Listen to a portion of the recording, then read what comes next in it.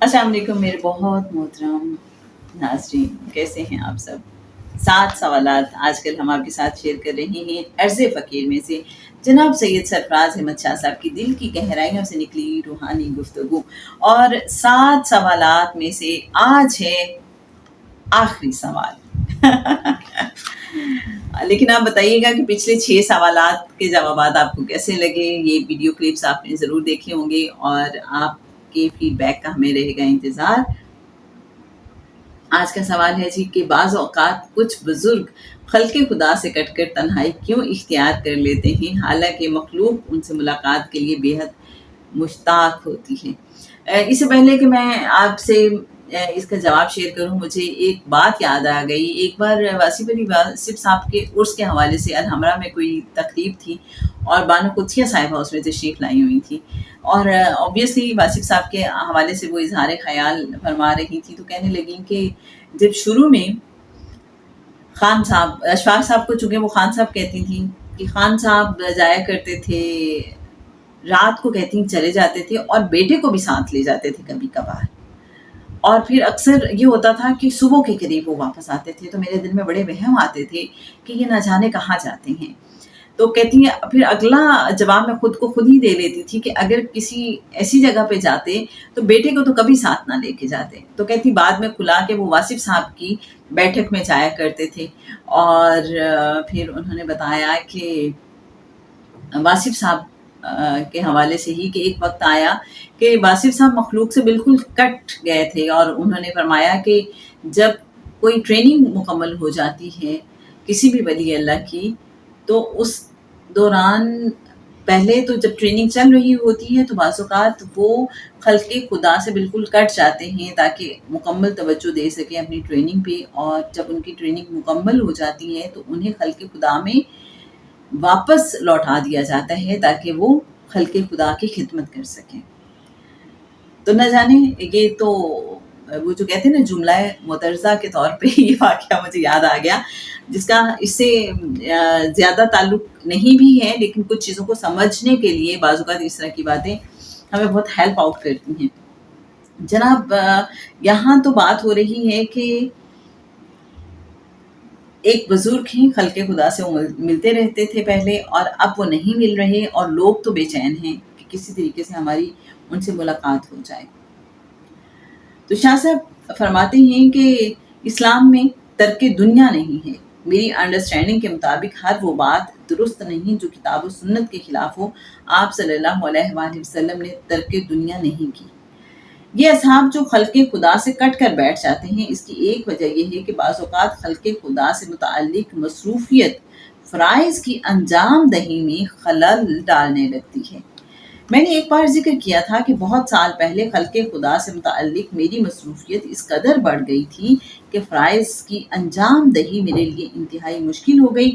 میں اس پر بہت اپسیٹ تھا کہ مجھے تو اپنے فرائض کے لیے اللہ کو جواب دینا ہے۔ میں ایک سرکاری کام کے سلسلے میں کراچی گیا، جمعے کا دن تھا۔ میرا معمول جمعے کے روز یہ ہوتا ہے کہ 12 بجے مسجد جا کر بیٹھ جاتا ہوں۔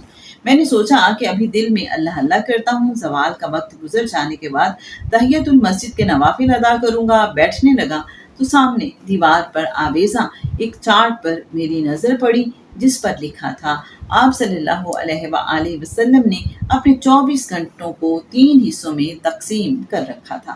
پہلا 8 گھنٹے کا حصہ امور مملکت کی انجام دہی، صحابہ کرام اور مختلف وفود سے ملاقات کے لیے، 8 گھنٹے کا دوسرا حصہ ازواج مطہرات اور فیملی لائف کے لیے، اور 8 گھنٹے کا تیسرا حصہ آپ صلی اللہ علیہ وآلہ وسلم نے عبادات اور آرام کے لیے مختص فرما رکھا تھا۔ یوں آپ صلی اللہ علیہ وآلہ وسلم کی حیات مبارکہ خوبصورت طریقے سے آرگنائزڈ تھی۔ یہ پڑھ کر مجھے اپنی پریشانی کا حل مل گیا۔ یہ جو آپ نے کہا کہ کچھ بزرگ مخلوق سے ملاقات ترک کر دیتے ہیں، اس کی وجہ یہ ہے کہ مخلوق وقت کی اس ڈویژن کو قائم نہیں رہنے دیتی جو ان بزرگ نے کی ہوتی ہے۔ لوگ ملاقات کے لیے مخصوص وقت کے علاوہ بھی ان بزرگ سے ملاقات کے لیے چلے جاتے ہیں، اور بعض ستم ظریف تو ایسے ہوتے ہیں کہ ایک چٹ پر بزرگ کو یہ لکھ کے بھیجتے ہیں کہ فقیروں کا تو دستور رہا ہے کہ خلق خدا میں سے جب کوئی ان سے ملنے کے لیے آیا ان سے ملاقات کی۔ وقت کی اس ڈویژن کے قائم نہ رہنے سے نہ صرف فقیر کی فیملی لائف ڈسٹرب ہوتی ہے بلکہ اس کا ایک اور خوفناک پہلو یہ ہے کہ فیملی کے حوالے سے جو فرائض اس پر اللہ کی طرف سے آئے تھے ان کی ادائیگی نہیں ہو پاتی۔ اسی طرح آفس کے کام یا روزگار کے معاملات کے لیے درویش نے جو وقت مختص کیا ہوتا ہے اس دوران بھی خلق خدا ملاقات کے لیے آ جاتی ہے، یوں وہ روزگار سے متعلق فرائض بھی سر انجام نہیں دے پاتا اور ڈس آنیسٹی کا مرتکب ہوتا ہے۔ ان سب فرائض کے حوالے سے اسے رب کے حضور جواب دہ ہونا ہے۔ آپ جانتے ہیں کہ نفلی عبادات کے لیے فرض عبادات کو قربان نہیں کیا جا سکتا۔ خلق خدا سے ملاقات اور مخلوق کی دلجوئی تو نفلی عبادت ہے۔ اگر فقیر ملازمت کر رہا ہے تو اس کا وہ ٹائم اپنا نہیں ہے، وہ ٹائم بکا ہوا ہے۔ اس کا امپلائر اس کا وہ ٹائم خرید چکا ہے جس کے لیے وہ اسے پے کرے گا۔ اگر اس دوران ملازم ذاتی کالز سنتا یا پرسنل وزٹرز کو اٹینڈ کرتا ہے تو میرے نزدیک وہ بھی ڈس آنیسٹی ہے۔ اس کے لیے ہمیں رب تعالیٰ کے حضور جواب دہ ہونا ہے۔ جب خلق خدا فقیر کو دفتر میں بھی ٹکنے نہیں دیتی اور اس کے گھر پر بھی لوگوں کا تانتا بندھا رہتا ہے تو فقیر اپنے فرائض کی انجام دہی کے لیے بعض اوقات خلق خدا سے ملاقات ترک کر دیتا ہے۔ ارسطو کو علم سے بہت محبت تھی۔ جہاں علم کی کوئی ڈسکشن شروع ہوئی ارسطو بھول جاتے کہ میرا کوئی گھر بھی ہے جہاں مجھے لوٹ کر جانا ہے۔ بعض اوقات 2-3 دن بعد گھر واپس جاتے۔ ایک بار جب وہ 3 دن بعد گھر گئے تو ان کی بیگم فرش دھو رہی تھی۔ شوہر کو دیکھتے ہی بے نکت سنائیں اور گرجنے لگی۔ ارسطو مسکراتے رہے۔ اس مسکراہٹ نے جلتی پر تیل کا کام کیا۔ بیگم کو اور طیش آیا تو انہوں نے پانی سے بھری بالٹی ارسطو پر انڈیل دی۔ شاگردوں نے جب یہ دیکھا تو پوچھا، استاد محترم یہ کیا ہوا؟ ارسطو نے مسکراتے ہوئے کہا، جو بادل اتنا گرجے تھے ان کا برسنا بھی ضروری تھا۔ جب فقیر سارا وقت مخلوق خدا کو دیتا ہے اور اپنے فرائض کو سر انجام دینے میں کوتاہی کا مرتکب ہوتا ہے تو پھر گھر میں بادل نہ صرف گرجتے ہیں بلکہ برستے بھی ہیں۔